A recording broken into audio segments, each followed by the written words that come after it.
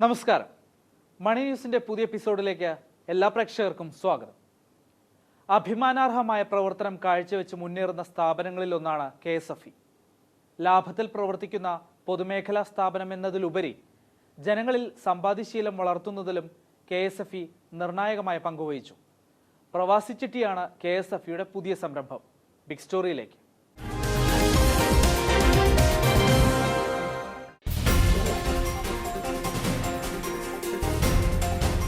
കേരളത്തിൽ പണ്ടുകാലം മുതൽക്കേയുള്ള സാമ്പത്തിക ഇടപാടുകളിൽ ഒന്നാണ് ചിട്ടികൾ. അത്യാവശ്യ സമയത്ത് കുറച്ചധികം പണം കൈവശമെത്തണമെങ്കിൽ ആശ്രയിക്കാവുന്ന ഒന്നെന്ന നിലയ്ക്കാണ് ചിട്ടികളെ ആളുകൾ കണ്ടിരുന്നത്. പിന്നീട് ചിട്ടി സ്ഥാപനങ്ങൾ ധാരാളമായി കേരളത്തിൽ പ്രവർത്തനം തുടങ്ങി. പലതും പൊളിഞ്ഞു. പല സ്ഥാപനങ്ങളും മികച്ച രീതിയിൽ പ്രവർത്തിക്കുന്നു. KSFE എന്ന സർക്കാർ ചിട്ടി സ്ഥാപനം അന്നും ഇന്നും വിശ്വാസ്യത കൈമുതലാക്കി ശക്തമായി മുന്നോട്ട് പോവുകയാണ്. ഇന്ന് ഏറ്റവും അധികം ലാഭമുണ്ടാക്കുന്ന രണ്ടാമത്തെ പൊതുമേഖലാ സ്ഥാപനമാണ് KSFE. 1967 സ്ഥാപിതമായത് മുതൽ തുടർച്ചയായി ലാഭമുണ്ടാക്കുന്ന എന്ന പ്രത്യേകതയും KSFEക്കുണ്ട്. KSFE ചിട്ടി എന്ന സാമ്പത്തിക ഉൽപ്പന്നത്തിന് ജനങ്ങളുടെ ഇടയിൽ വിശ്വാസ്യതയും അംഗീകാരവും നേടിക്കൊടുത്ത സ്ഥാപനമാണ്. KSFEയുടെ 47 കൊല്ലക്കാലത്തെ പ്രവർത്തനം കൊണ്ടാണ് ഇന്ന് കേരളത്തിൽ ഈ ചിട്ടി എന്ന ഉൽപ്പന്നത്തിന് വിശ്വാസ്യതയുണ്ടായി. സ്വകാര്യ ചിട്ടിക്കാരുടെ ബിസിനസ് പോലും നടക്കുന്നത് ചിട്ടിക്ക് KSFE വളർത്തിയെടുത്ത വിശ്വാസ്യതയാണ് വലിയൊരു കാരണം. ചിട്ടി മികച്ചൊരു നിക്ഷേപ മാർഗം കൂടിയാണ്. വിപണിയിലെ പലിശ നിരക്കിന്റെ ഏറ്റക്കുറച്ചിലുകൾ ബാധിക്കാത്ത നിക്ഷേപമാണ് ചിട്ടി. KSFE ചിട്ടികളിൽ പണം നിക്ഷേപിച്ചാൽ നഷ്ടസാധ്യതയില്ല. പണം പിൻവലിക്കുന്നതിന് ചില നടപടിക്രമങ്ങൾ ഉണ്ടെങ്കിൽ കൂടി സ്വകാര്യ കമ്പനികളെക്കാൾ KSFE ചിട്ടികളിലാണ് പണം സുരക്ഷിതമായിരിക്കുക. വീതപ്പലിശ കുറഞ്ഞു വരുന്ന അവസരങ്ങളിൽ ചിട്ടി പിടിക്കുമ്പോൾ ലഭിക്കുന്ന വരുമാനം ബാങ്ക് നിക്ഷേപങ്ങളെക്കാൾ ഉയർന്നതാണ്. മാത്രമല്ല, ചിട്ടി പിടിച്ചെടുക്കുന്ന പണം KSFEയിൽ തന്നെ സ്ഥിര നിക്ഷേപമാക്കിയാൽ വരുമാനം വീണ്ടും വർദ്ധിക്കും. ഗൃഹോപകരണ വായ്പ, ഭവന വായ്പ, സ്വർണ്ണ വായ്പ തുടങ്ങി നിരവധി പദ്ധതികൾ KSFE നടപ്പിലാക്കുന്നുണ്ട്. അങ്ങനെ റീറ്റെയിൽ വായ്പാ രംഗത്തും മുന്നേറാൻ KSFEക്കായി. നിഷ്ക്രിയ ആസ്തിയില്ലാത്ത സ്ഥാപനം എന്ന ലക്ഷ്യം മുന്നിൽ കണ്ട് ഇളവ് 2017 എന്ന പദ്ധതി ആരംഭിച്ചിരിക്കുകയാണ് KSFE. ചിട്ടി എന്ന ഉൽപ്പന്നത്തിൽ തന്നെ കഴിയുന്നത്ര വൈവിധ്യവൽക്കരണം ഉണ്ടാക്കുക. വൻകിടക്കാർക്ക് വേണ്ടി ചിട്ടി നടത്തുന്ന സ്ഥാപനം എന്ന നിലയിലല്ല, സാധാരണ ആളുകൾക്കും ചെറിയ ചിട്ടികളും നടത്തുന്ന ഒരു സ്ഥാപനമായി KSFEയെ മാറ്റുക എന്നതാണ് ഞങ്ങളുടെ കാഴ്ചപ്പാട്. ഇപ്പോൾ KSFEക്ക് കേരളത്തിലൊട്ടാകെ 23 ലക്ഷം ഉപഭോക്താക്കളുണ്ട്. ആ ഉപഭോക്താക്കളുടെ എണ്ണം ഈ മാർച്ച് ആകുമ്പോഴേക്ക് 25 ലക്ഷമായി വർദ്ധിപ്പിക്കണമെന്നും അടുത്ത ഒരു കൊല്ലമാകുമ്പോഴേക്ക് അത് 30 ലക്ഷമാക്കി വർദ്ധിപ്പിക്കണമെന്നും ഞങ്ങൾ ആഗ്രഹിക്കുന്നുണ്ട്. അത് കൂടുതൽ ചെറിയ ചിട്ടികൾ ആരംഭിച്ച് ജനങ്ങളുടെ എല്ലാ ആവശ്യങ്ങൾക്കും ഉതകുന്ന ചിട്ടികൾ ആരംഭിക്കുക എന്ന ലക്ഷ്യത്തിലാണ്. മാർച്ച് 31 വരെ നീണ്ടു നിൽക്കുന്ന പദ്ധതിയിൽ 3% മുതൽ 6% വരെ ഇളവ് വായ്പാ കുടിശ്ശികകൾക്ക് ലഭിക്കും. ഭവന വായ്പ ഒഴികെയുള്ളവയിൽ വായ്പയ്ക്ക് തുല്യമായി പലിശ അടച്ചാൽ വായ്പ തീർത്തു കൊടുക്കും. 2016 മാർച്ച് 31 മുൻപ് കുടിശ്ശിക വരുത്തിയ വായ്പകൾക്കെല്ലാം ഇത് ബാധകമാണ്. ജപ്തി നടപടി തുടങ്ങിയ കേസുകൾക്കും ഒറ്റത്തവണ തീർപ്പാക്കൽ ബാധകമാണ്. പദ്ധതി അവസാനിക്കുമ്പോൾ 400 കോടി രൂപയുടെ കുടിശ്ശിക സമാഹരണമാണ് KSFE ലക്ഷ്യമിടുന്നത്. ലോകമെമ്പാടുമുള്ള പ്രവാസി മലയാളികൾക്ക് ചിട്ടിയിൽ ചേരാൻ അവസരമൊരുക്കി പ്രവാസി ചിട്ടി ആരംഭിക്കാൻ ഒരുങ്ങുകയാണ് KSFE.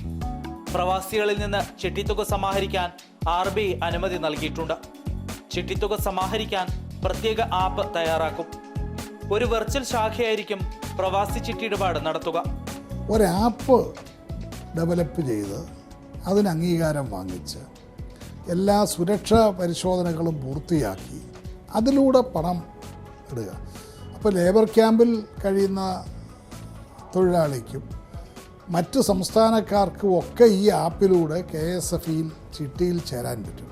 ഗവൺമെൻറ്റിൻ്റെ ഉടമസ്ഥതയിലുള്ള ഒരു സ്ഥാപനം പ്രവാസികൾക്ക് വേണ്ടി മാത്രമായി ചിട്ടി ആരംഭിക്കുകയും അതിന് വ്യവസ്ഥാപിതമായ രൂപമുണ്ടാകുകയും ചെയ്യുമ്പോൾ അവരതിനോട് വളരെ അനുകൂലമായി പ്രതികരിക്കുമെന്ന് ഞങ്ങൾക്ക് വിശ്വാസമുണ്ട്. ഇത് സംബന്ധിച്ച് ചില ഏജൻസികൾ പഠനം നടത്തിയിരുന്നു. ആ പഠന റിപ്പോർട്ടിലൊക്കെ വലിയ സാധ്യതകളുണ്ട് എന്നാണ് കണ്ടെത്തിയിരിക്കുന്നത്. തീർച്ചയായും ചെറിയ തുടക്കമായിരിക്കും തുടക്കത്തിൽ വരുന്നതെങ്കിലും ഇത് 1-2 കൊല്ലം കൊണ്ട് കേരളത്തിൽ ചെയ്യുന്നതിനേക്കാൾ കൂടുതൽ ബിസിനസ് പുറത്തു നിന്നുള്ള ഈ ചിട്ടിയിൽ തന്നെ ചെയ്യാൻ പറ്റും എന്ന പ്രതീക്ഷ ഞങ്ങൾക്കുണ്ട്. അതിനുവേണ്ടിയുള്ള ശ്രമമാണ് ഞങ്ങൾ നടത്തുന്നത്. 2500 കോടി രൂപയെങ്കിലും ആദ്യഘട്ടത്തിൽ സമാഹരിക്കാൻ സാധിക്കുമെന്നാണ് ഇത് സംബന്ധിച്ച പഠനത്തിലൂടെ വ്യക്തമായിരിക്കുന്നത്. വരുന്ന ബജറ്റിൽ ചിട്ടിയുടെ വിശദാംശങ്ങൾ ധനമന്ത്രി തോമസ് ഐസക് പ്രഖ്യാപിക്കും. പ്രവാസി ചിട്ടിയിൽ ബാങ്ക് നിക്ഷേപത്തിന് പകരം തുക കിഫ്ബിയിൽ ഹ്രസ്വകാല ബോണ്ടുകളായി നിക്ഷേപിക്കും. ചിട്ടിത്തുക ചിറ്റാളന് ലഭ്യമാക്കേണ്ട മുറയ്ക്ക് കിഫ്ബിയിൽ നിന്ന് ബോണ്ട് പിൻവലിക്കും. ബോണ്ടിലൂടെ അധിക വരുമാനവും ഉറപ്പാക്കും. മറ്റു പൊതുമേഖലാ സ്ഥാപനങ്ങൾക്ക് മാതൃകയായി മുന്നേറുകയാണ് KSFE പുതിയ ഉയരങ്ങളിലേക്ക്.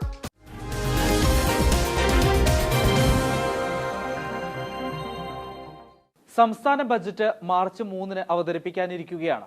ധനമന്ത്രി തോമസ് ഐസക് ബജറ്റ് പ്രതീക്ഷകൾ പങ്കുവയ്ക്കുന്നു. LDF സർക്കാരിൻ്റെ രണ്ടാമത്തെ ബജറ്റിനുള്ള തയ്യാറെടുപ്പിലാണ് ധനമന്ത്രി ഡോക്ടർ TM തോമസ് ഐസക്. എന്താണ് ഈ മാന്ദ്യകാലത്തെ ബജറ്റ്? ഐസക് സംസാരിക്കുന്നു.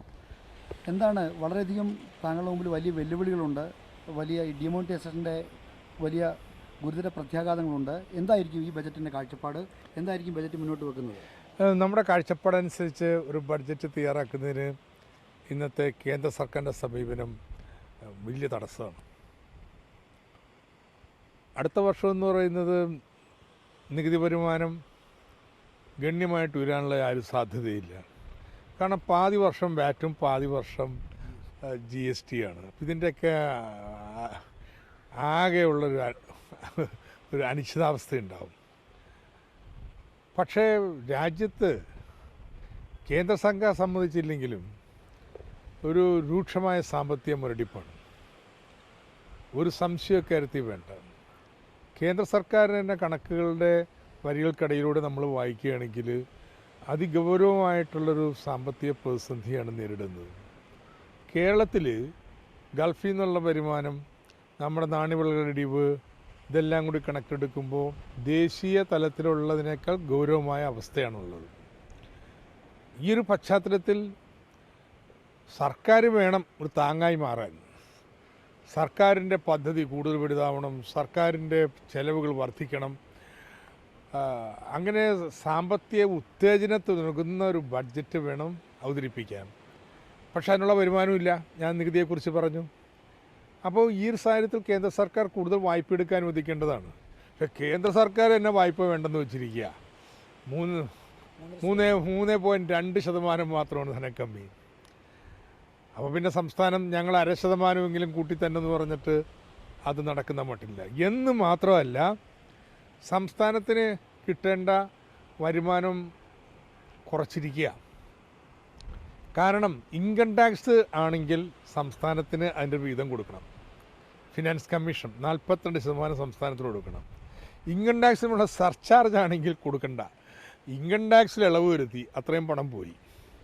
എന്നിട്ട് സർചാർജാണ് ചുമത്തിയിരിക്കണേ മുകളിൽ.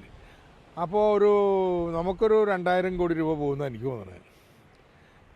അപ്പോൾ ഇങ്ങനെ ഒരു വലിയ പരിമിതികൾക്കുള്ളിൽ നിന്നുകൊണ്ടാണ് ഈ വർഷത്തെ ബഡ്ജറ്റ് തയ്യാറാക്കാൻ ശ്രമിക്കുന്നത്. അപ്പോൾ ആ ബജറ്റ് എത്രത്തോളം എന്താണ് ഇതുവരെ ഉണ്ടാകുന്ന ഒരു കാഴ്ചപ്പാട്? ഏതായാലും ഒരു കാര്യം ഉറപ്പ്, കിഫ്ബി നമുക്കൊരു ആശ്രയമായിട്ട് മാറും. ബഡ്ജറ്റിൽ ചിലവ് വർദ്ധിപ്പിക്കാനായിട്ട് പരിമിതിയുണ്ട്, വരുമാനത്തിനനുസരിച്ചേ പറ്റത്തുള്ളൂ. അതുകൊണ്ട് ബഡ്ജറ്റിന് പുറത്ത് നിക്ഷേപം വർദ്ധിപ്പിക്കാം. കഴിഞ്ഞ വർഷത്തേക്കാൾ കൂടുതൽ പശ്ചാത്തല മേഖലയിൽ നിക്ഷേപം കിഫ്ബി വഴി വരുത്തുന്നതിനുള്ള പരിശ്രമം ചെയ്യും. എല്ലാ തവണയും താങ്കളുടെ ബജറ്റിനൊരു തീമും ഒരു സ്വഭാവവും ഒക്കെ തന്നെ ഉണ്ടാവും. ഈ തവണ എന്തായിരിക്കും? അത് മുൻകൂട്ടി പറഞ്ഞാൽ പിന്നെ എൻ്റെ ഇത് പോയില്ലേ.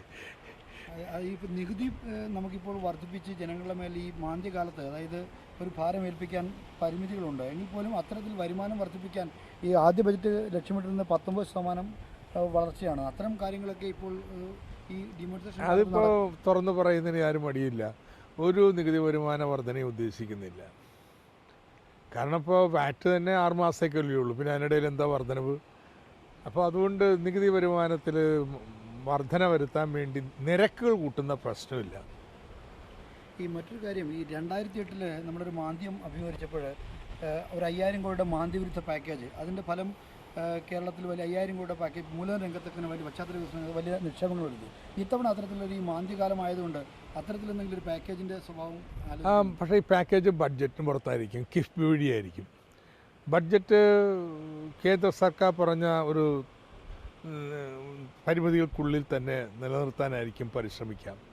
പക്ഷേ കേരളത്തിൻ്റെ പദ്ധതി കുറയ്ക്കാൻ നമ്മൾ ഉദ്ദേശിക്കുന്നില്ല. കഴിഞ്ഞ 2 വർഷമായിട്ട് കേരളത്തിൻ്റെ പദ്ധതിയിൽ വർധനയുണ്ടായിട്ടില്ല. അതേ അടങ്കൽ തന്നെ ആവർത്തിക്കുകയാണ്. അത് മാറ്റും, പദ്ധതി അടങ്കൽ വർദ്ധിപ്പിക്കും. പിന്നെ ബഡ്ജറ്റിൻ്റെ ഭാഗമായി തന്നെ കൂടുതൽ മൂലധന ചെലവുകൾക്ക് ഒരു പാക്കേജിന് രൂപത്തിൽ നൽകണോ വേണ്ടോ എന്നുള്ള തീരുമാനമായിട്ടില്ല. പക്ഷെ ഒരു കാര്യം ഉറപ്പിക്കാം, ബഡ്ജറ്റിന് പുറത്ത് വലിയ തോതിലുള്ള പശ്ചാത്തല സൗകര്യ നിക്ഷേപം ഉണ്ടാകും. ഈ എപ്പോഴും താങ്കളുടെ ഒരു ബജറ്റിൽ പറഞ്ഞിരുന്നത് ഈ ചെലവ് മാത്രമല്ല, ചെലവിൻ്റെ ഗുണനിലവാരം കൂടി കണക്കിലെടുക്കണം. ഈ മൂലധന ചെലവ് വർദ്ധിപ്പിക്കാൻ ഈ നമ്മുടെ സാമ്പത്തിക പരിമിതി വലിയ തടസ്സമല്ലേ? അപ്പോൾ പിന്നെ എങ്ങനെ സാധിക്കും? ഇല്ല, ബഡ്ജറ്റിന് പുറത്ത് വായ്പ എടുക്കുന്ന തടസ്സമൊന്നുമില്ലല്ലോ. അപ്പം അതിന് വളരെ ഭാവനാപൂർണമായിട്ടുള്ള ഒരുപാട് സ്കീമുകൾ ആലോചിക്കുന്നുണ്ട്. ബോണ്ടിറക്കൽ മാത്രമല്ല, മറ്റുള്ള പല രീതികളും. നമ്മളെ ഒരു കാരണവശാലും കേരള സമ്പദ്ഘടന സർക്കാരിൻ്റെ പിന്തുണ ആവശ്യത്തിനില്ലാത്തതുകൊണ്ട് മുരടിക്കുന്ന അവസ്ഥ അനുവദിക്കില്ല.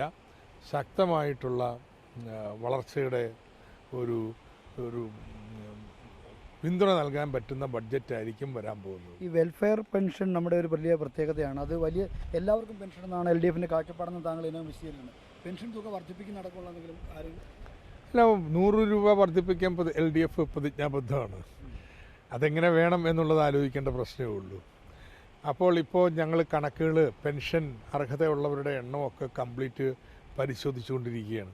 ആ കണക്കുകൾ കൃത്യമായിട്ട് അവസാനം രൂപം നൽകിക്കഴിഞ്ഞാൽ പെൻഷൻ ഇനി എങ്ങനെയാണ് രൂപാന്തരപ്പെടുത്തേണ്ടത്, ഈ അടുത്ത വർഷം തന്നെ മുഴുവൻ പേർക്കും 60 ദിവസത്ത് കഴിഞ്ഞവർക്ക് പെൻഷൻ നൽകാൻ പറ്റുമോ എന്നുള്ളതും പരിശോധിക്കും. ഈ ബജറ്റ് ഈ സർക്കാർ പൂർത്തിയാകുമ്പോഴത്തേക്ക് ബജറ്റിൽ റെക്കോർഡ് മറികടക്കാൻ സാധ്യതയുണ്ടല്ലോ. ഞാൻ എണ്ണി നോക്കിയിട്ടില്ല. എന്തായാലും വളരെ പ്രതീക്ഷാപരമായൊരു ബജറ്റായിരിക്കുമെന്ന്. കേന്ദ്ര സർക്കാരിൽ നിന്ന് വ്യത്യസ്തമായിട്ടുള്ള ഒന്നായിരിക്കും. ഒന്ന്, എന്തൊക്കെ സാധ്യതയുണ്ടോ ആ സാധ്യതകൾ ഉപയോഗപ്പെടുത്തി കൂടുതൽ വികസന പ്രവർത്തനങ്ങൾ നടത്താൻ പറ്റുന്ന ഒരു സമീപനമായിരിക്കും. അതിൻ്റെ ഭാഗമായിട്ട് നമ്മുടെ കിഫ്ബിയിൽ തുടങ്ങി വെച്ച പ്രവർത്തനങ്ങൾ കൂടുതൽ ശക്തിപ്പെടുത്തും.